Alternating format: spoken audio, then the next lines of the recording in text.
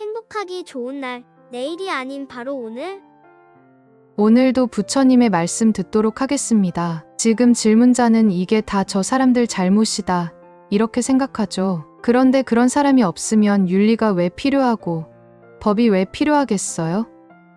세상에는 그런 사람들이 있으니까 학교 교육도 필요하고 윤리도 필요한 거예요. 그리고 윤리나 도덕, 학교 교육만으로는 안 되니까 법도 필요한 거예요. 사실 우리 사회에서 법률 때문에 소요되는 경비가 엄청납니다. 우선 국가적으로 법을 만드는 사람들이 국회의원들인데 국회의원들에게 지원되는 비용 등 국회 유지 경비가 엄청납니다. 또 법을 집행하기 위해서는 법원과 교도소 등 사법부를 유지해야 합니다. 그리고 죄를 따지는 검사가 있고 또 그걸 변호하는 변호사가 있습니다. 법률 관련된 일을 하면서 고액으로 돈을 버는 사람도 많습니다. 왜 이런 일이 생길까를 생각해보면 바로 윤리나 도덕을 지키지 않는 사람들이 많기 때문입니다. 이런 사람들이 너무 많아져서 법률 문제에 들어가는 비용이 지나치게 커지면 결국 국가 재정에도 큰 피해를 주게 됩니다. 요즘 미국을 보면 소송 비용이 너무 커져서 사회에 큰 짐이 되고 있는 실정입니다. 미국에서는 조그마한 사건만 생겨도 소송을 하고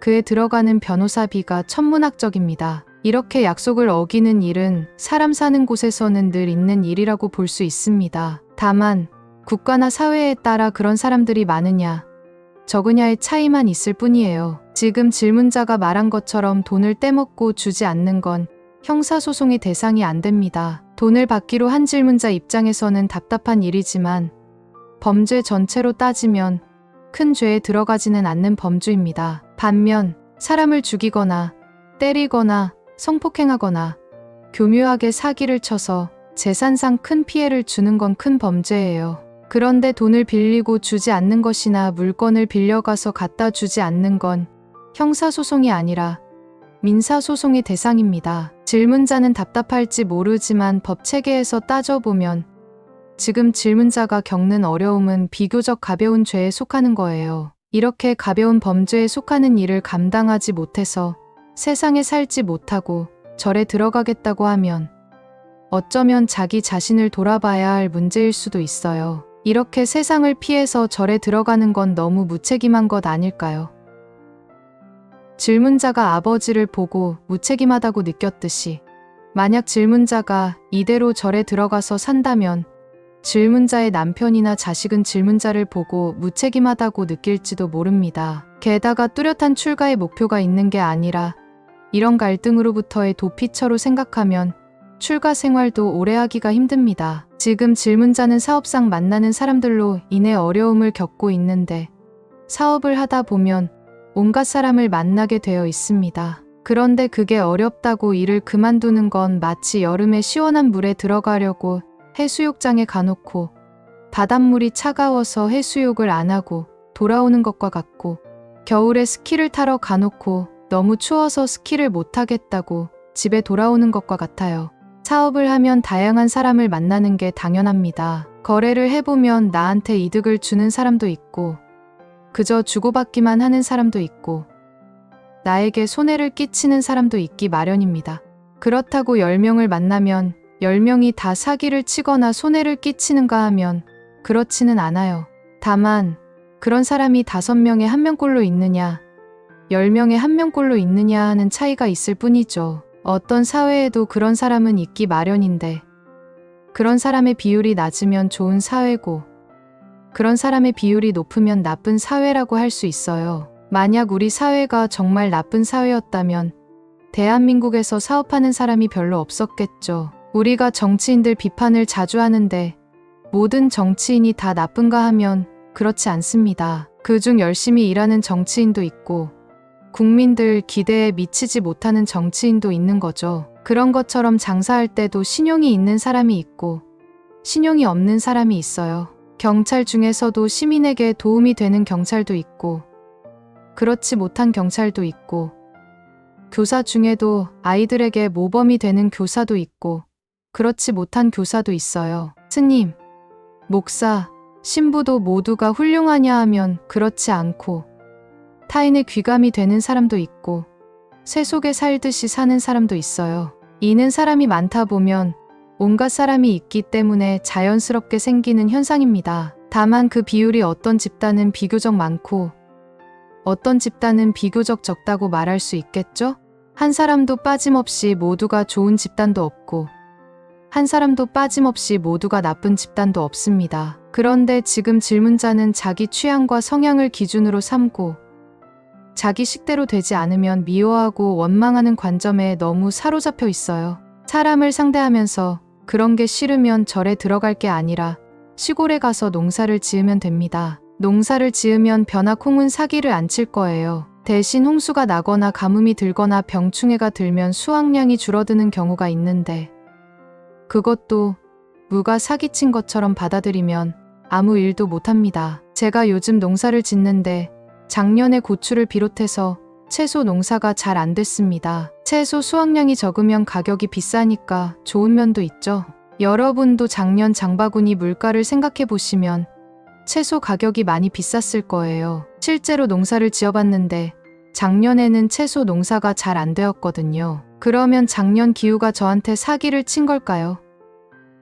그렇게 생각하면 농사도 못 지어요. 어떤 때는 평년에 비해 수확량이 많을 때도 있고 어떤 때는 적을 때도 있는 거예요. 그러면 이제 원가 계산을 해봐야죠. 질문자도 만약 10명을 상대하는데 9명은 약속을 지키고 1명이 약속을 안 지킨다면 당장 장사를 그만두는 게 아니라 그 1명에게서 생기는 손실을 나머지 9명에게서 생기는 이익으로 채울 수 있느냐를 따져봐야 합니다. 만약 이익이 손실을 채운다면 장사를 계속해야죠.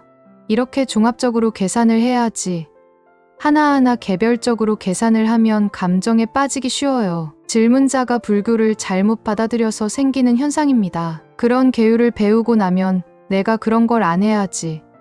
남 보고 그렇게 하지 말라는 건 원래 가르침의 정신에 맞지 않습니다. 부처님의 법을 나에게 적용하면 양약이 되고 남에게 적용하면 독약이 됩니다. 부처님의 법을 나에게 적용하면 좋은 용도의 칼이 되고 남에게 적용하면 사람을 해치는 비수가 됩니다. 제가 불교대학 수업 때도 이 이야기를 여러 번 했는데도 질문자는 아직 그걸 남한테 적용하고 있어요. 농사를 지을 때 한 해 농사가 안 되었다고 아예 농사를 안 지으면 되겠어요. 농사를 짓다 보면 원래 몇 년마다 한 번씩 흉작일 때도 있고 또 몇 년마다 한 번씩 풍작일 때도 있습니다. 장사를 해도 어떤 장사는 이익이 많이 남고 어떤 장사는 본전하는 것도 있고 어떤 장사는 손해가 나는 것도 있어요. 사람을 만나도 어떤 사람은 약속을 잘 지키고 어떤 사람은 거짓말을 하거나 약속을 잘 지키지 않는 사람도 있어요. 이건 많은 사람을 만나다 보면 자연스럽게 생기는 일이기 때문에 사람을 봐가면서 잘 대응해야 합니다. 설령 사기를 당했다고 하더라도 상대방을 원망하거나 미워할 게 아니라 내가 사람을 잘못 봤구나 하거나 내가 이익에 너무 눈이 멀었구나 이렇게 자기를 돌아보고 조심하는 계기로 삼아야 합니다. 그러지 않고 그 사람을 미워하거나 세상을 원망하거나 장사를 때려치우겠다고 하는 건 개인의 자유이긴 하지만 올바른 자세는 아닙니다. 회원들 사이에 돈거래나 어떠한 이익과 관계된 상거래를 일체 금지하고 있어요. 사람들이 많이 오다 보면 그중 변호사도 있고 의사고 있고 가게를 운영하는 사람도 있는데 영암도 일절 못 돌리게 합니다. 돈을 빌려주고 못 받았다고 하는 사람도 있었고 무슨 거래를 했는데 돈을 제대로 받지 못했다고 하는 사람도 있었어요. 이런 경우에는 전부 제명입니다. 그런데 아무리 엄격하게 해도 사람이 많이 모이다 보면 또 이런 일 저런 일이 생깁니다. 학교에서도 마찬가지예요.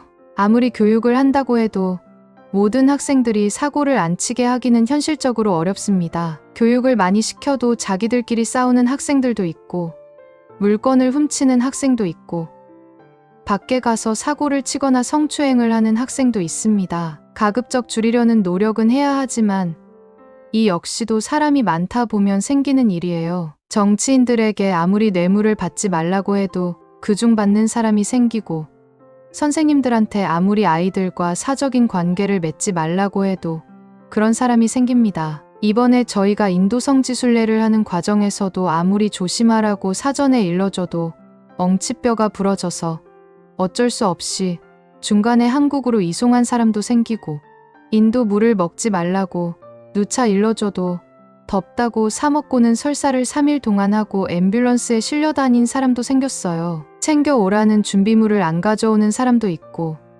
여권을 어디에 넣었는지 잊어버리는 사람도 나오고 사람이 많다 보면 늘 이런 사람도 있고 저런 사람도 있으니까 발생하는 일입니다. 그렇다고 인도성지순례를 하지 말자고 하면 안 되잖아요. 준비하는 입장에서는 가급적이면 그런 일이 적게 발생하도록 노력해야 합니다. 그러면 사고가 발생할 확률을 줄일 수 있어요. 그렇다고 아예 없게 하는 건 불가능합니다. 늘 그런 일이 생길 수 있다고 받아들여야 해요. 우리도 각자 물건을 안 잃어버리려고 하지만 가끔씩 잃어버릴 때가 있습니다. 그런 것처럼 조심하면 그 확률을 낮출 수는 있지만 완전히 없앨 수는 없어요.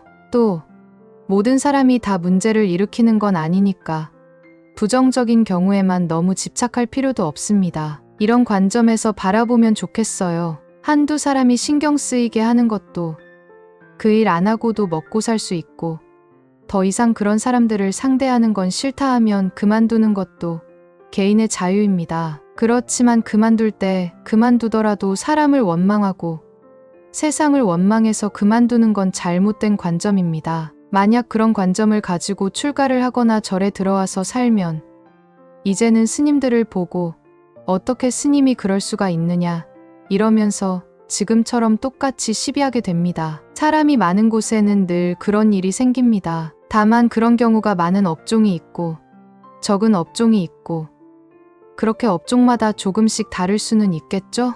여러 가지 직업을 보면 예를 들어 건축업에 종사하는 사람들이 약속 날짜 때문에 갈등을 겪는 경우가 많아요.